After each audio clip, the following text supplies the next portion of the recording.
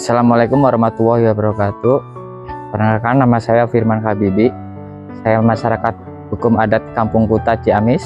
Jumlah masyarakat adatnya 238 jiwa, 115 kakak, di mana mayoritas penduduknya udah tua-tua semua. Jadi untuk ke depan anak juga, untuk generasi penerus masih kekurangan karena kita dibatasin sama alam. Tingkat kelahiran di sini tinggi, cuma sepertinya enggak, anak satu keluarga, anak 6 atau 4 itu belum ada di sini.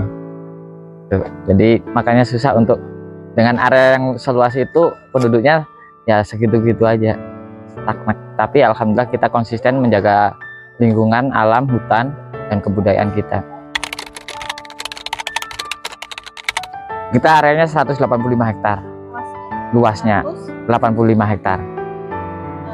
Yang hutan tutupan yang nggak boleh diapa-apain 31 hektar. Selebihnya ditanamin. Untuk persawahan itu 0,5%. Karena kan kita tanda hujan, kita di perbukitan, sungai ada di bawah, sedangkan kita punya ada aturan adat dilarang menggali sumur. Jadi kita berdasarkan air hujan. Nah, untuk aren itu sekarang udah hampir 100. Kita targetkan 100 hektar. Kalau dulu mah nggak berguna, maaf, orang bilang siap, anak muda nggak akan tertarik ke aren karena gengsi satu. Dengan nilai ekonomi kalau dikelola dengan benar, akhirnya pada tertarik. Kalau dulu maaf, sebelumnya masyarakat adat itu aren itu cuma laku 15.000 kalau dijadiin gula, sedangkan dia udah ngambil dari pagi, masaknya 5 jam. Nah, dan setelah kita melakukan pendampingan atau edukasi, kalau itu dikelola dengan gas itu ruginya besar. Nah, akhirnya gimana, sekarang tuh harga jadi satu, jadi kita jual kualitas. Nah, baru menyadarin bahwa nilai aren itu menguntungkan. Semua segi pohon aren itu menghasilkan uang semua, dari lidi, habis itu injuknya, kolang kalingnya. Jadi nggak ada yang nggak jadi uang kalau dikelola dengan benar. Kalau dihitung secara pohonnya itu kan sekitar kemarin tuh 2.300, yang produktif baru 1.200. Nah kan nggak mungkin produktif semua, kita harus menyiapkan regenerasi ini kan, karena umurnya aren baru bisa dinikmatin itu di 6-7 tahun. Nah sama kayak sekarang penanaman ini target kita di 1 tahun nanam lagi. Nah itu baru ada regenerasi pas mati. Nah ini timbul seperti itu. Tapi dengan di sini kenapa kok masih bisa utuh, karena di sini dilarang menebang pohon aren. Kalau mau dapat uang cepat, cuma umpamanya saya butuh 5 juta sekarang, pohon ini saya jual bisa, cuma nggak ada keberlanjutan karena pohon ini juga mahal. Kalau udah dipotong itu dijadiin aci, dikelola jadi aci, tapi itu yang instan, menimbulkannya efeknya jelek juga ke lingkungan. Udah turun-temurun. Nah, alami. Oh, itu yang alami. Nah, untuk penanaman itu baru sekarang. Oh, ini loh bisa ditanam. Kalau dari cerita-cerita kan katanya nggak bisa, tapi kita buktiin dengan pengolahan yang benar itu bisa. Baru ini. Iya, karena tetap dengan penelitian. Sebelum ditanam ini kan ngumpulinnya dari warga, dari persemen kita sendiri. Nah, coba di 3 bulan hidup nggak? Katanya kan dengan cara ya, kalau dulu nggak taunya bisa bagus. Nah akhirnya oh iya dari bawah-bawah, iya. Nah habis itu kan ditata ntar ini. Nah kalau dari cerita kan oh udah biarin secara alami aja, ntar nggak bisa hidup ini nih. Nah, kita coba kok hidup gitu dengan perhatian 3 bulan. Kimia nggak ada, tetap pupuk kandang bikin sendiri, organik. Jadi kita di sini nggak boleh pakai pupuk kimia atau kayak Posca atau urea, itu nggak ada. Penderes ini kan identik orang tua, tapi sekarang anak muda udah tertarik karena cuannya. Kita kan edukasi ekonomi. Baru tahun ini anak-anak muda udah ibaratnya program. Nah, kalau untuk hitungan ekonomi, kalau dulu itu kan satu aren itu kan cuma dihargai 15.000. Nah, kalau sekarang untuk warga juga itu udah nggak mikir pemasaran. Karena kita kalau kemarin kan ya maaf itu paling takut pemasaran, Pak. Bisa produksi tapi siapa yang beli?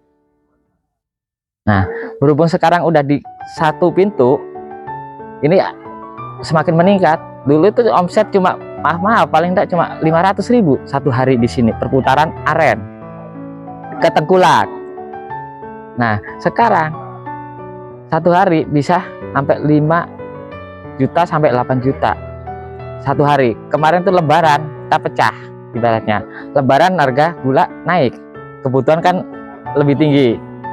Nah, itu udah sampai bisa ya, alhamdulillah kita bisa lebaran, ibaratnya bisa ini. Kalau dulu mah boro-boro beli baju. Nah, seperti itu. Nah, satu pohon itu 10 liter. 10 liter. Pagi. Sore 10 liter. Nominal uang kalau dikelola 2 liter itu jadi satu ganduk. Sekitar 1,2 on. Enggak, satu bonjor. Jadi saya satu bonjor. Sehari itu kan 2 bonjor. Dapatnya 2 bonjor per pohon.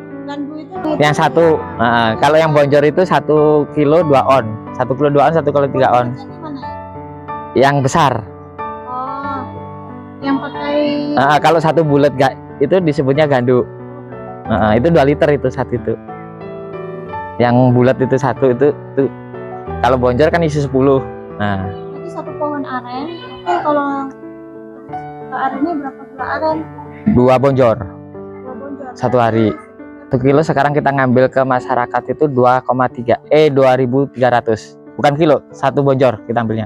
Oh, bukan kilo. Tapi yang grade A untuk yang harga sekarang ya, itu yang grade A. Kalau di kilo itu kita soalnya kita kelola lagi, semakin ringan itu semakin mahal. Karena kalau dari masyarakat masih kadar airnya masih tinggi. Nah, itu yang banyak yang orang, oh saya mau kiloan. Nah, sedangkan kalau di kilo bener, kalau kita kadar airnya tinggi, itu harganya murah. Itu 0,3. Grade A. Itu bisa bertahan lama. Jadi nggak jamuran. Iya, 1 tahun. Kalau yang dikelola benar. Itu kalau yang grade A bisa dijadiin gula semut. Oh, yang gula semut. Itu khusus yang grade A. Kalau yang biasa mau yang ada yang lagi nih yang gagal karena cuaca. Jadi nggak semua bisa jadi gula. Karena cuaca kan ada hujan nih kan kecampuran air, kadar airnya tinggi, pasti dia leeh. Nggak bisa dicetak. Itunya ya, lodongnya. Nah, habis itu orangnya jorok. Ini pengaruh. Jadi mamanya pas beresnya juga nggak pas, pisaunya itu juga pengaruh. Kotor. Habis itu fermentasinya terlalu tinggi juga jadi basi. Untuk pengelolaan gula aren ini nggak lebih dari 12 jam setelah nyampe dari atas. Nah, tapi kalau terlalu lama kan, nah di situ kan dikasih, di lodongnya itu dikasih pengawet. Maksudnya pengawet alami ya, kayak nah manggis, kulit manggis, seperti iya. Nah, itu ntar dibubukin, ditaruh di dalamnya, jadi biar fermentasinya nggak terlalu tinggi, jadi nggak mudah asem, nggak mudah ini. Ntar pas panen nih kan dimakan. Nah, ininya dikeringin, ditepungin. Kalau kemarin sebelum kita dapat ilmu itu kulit pohon. Kalau kulit pohon lama-lama kan habis juga. Nah, akhirnya manggisnya juga berubahnya terlambat. Nah, kemarin kita dapat ilmu lagi, kita ikut webinar. Nggak taunya yang dipakainya bisa buahnya, kulit buahnya dikeringin, disimpan, ditepung. Iya. Jadi kan berbuah nih, kan pasti ada kulitnya, kan dimakan dalamnya ada aja. Nah, kulitnya ini dikeringin, dijadiin tepung. Nah, tepungnya dimasukkan, ditaruh di kayak teh celup. Nah, seperti itu. Nah, itu baru fermentasinya nggak terlalu tinggi, jadi nggak, nilai keasamannya rendah. Ada yang masih tradisional, ibaratnya pakai ketukan, pakai berapa. Jadi ibaratnya kan ada yang maaf ya. Ini loh, ibaratnya kamu sayangin seperti perempuan. Jadi pas ngayunnya juga, habis itu mukulnya ada tekniknya. Dia masih muda. Muda, masih bisa, Yang usia ibaratnya bisa 6 lodong dibawa. Kalau orang tua kan paling bawa 2 lodong. Kalau ini bisa bawa 6 sekali jalan. hidup Nah, asli sini, cuma dulunya kan nggak mau. nggak mau karena kan itu kerjaan orang tua identiknya. Tapi dengan nilai ekonominya agak tinggi pada mau. Nah, kalau kolang-kaling kita nggak produksi di sini. Paling kalau pas mau lebaran itu sebagian juga kita jual, jadi nggak semua. Tapi kalau biasanya kan habis itu dipotong, itu buat makan ternak. Kita kan ada ternak juga, ternak sapi buat makanan ternak. Turunannya habis itu sapu lidi, tapi yang sapu yang awet kan dari aren, lidi aren. Nah itu 10.000 Ada. nilai ekonominya. Jadi kalau dibeket jadi sapu itu dijualnya 10.000. Nah, malah sekarang ada permintaan. Nah, kita harus uji dulu nih harganya sesuai enggak, karena nggak asal permintaan oh nih diterima. Nah, pasti kita uji saat berapa orang dapat berapa bisa nggak menuin pasar. Kan permintaan tontonan juga kemarin tuh per kilo di 5.000 dari yang mau itu. Nah, butuhnya tiap bulan berapa ton. Nah, jangan sampai kita terkecoh dengan uang, tapi kalau dihitung sebulan ini harus 5 ton, pas nggak ada kita kan kena. Mau sistem bisnis kan seperti itu nih yang kita takutkan. Berarti tentatif lah ya. Iya, mending ya kita jalanin apa adanya, kita bikin laku. Itu kan sampingan soalnya. Sebenarnya kayu, cuma saya belum uji coba. Kayu aren kalau yang udah tua itu bagus sebenarnya. Cuma kan mesinnya kalau udah 20 tahun kan roboh dia. Roboh sendiri. Nah, itu mati. Nah, di pinggirnya dimanfaatin. 20 tahun rata-rata.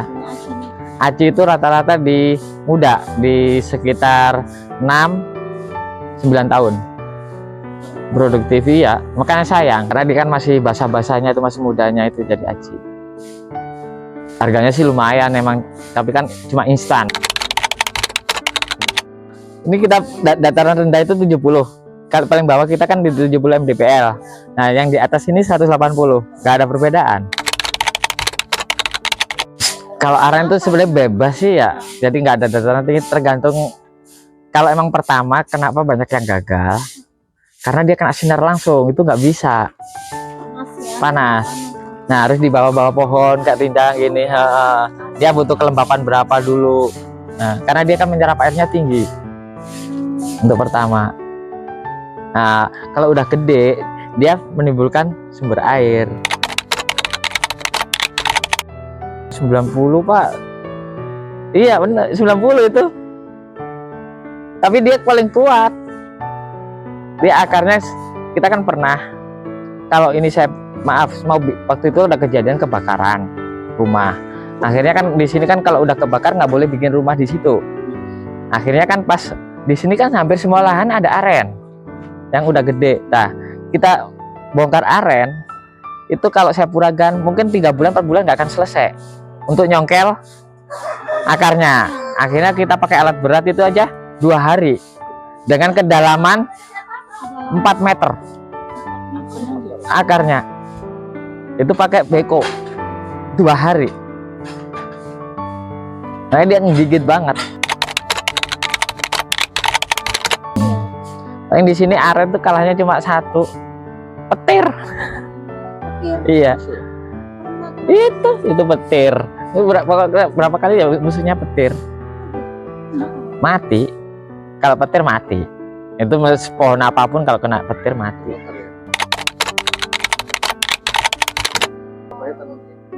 Kita targetnya bukan di sini aja. Jadi kita mau mengembangkan target kita pertama itu 1 desa. Kalau 1 desa udah berhasil 1 kecamatan. Baru kalau udah 1 kecamatan, target kita Pertamina pasti ada investor di sini.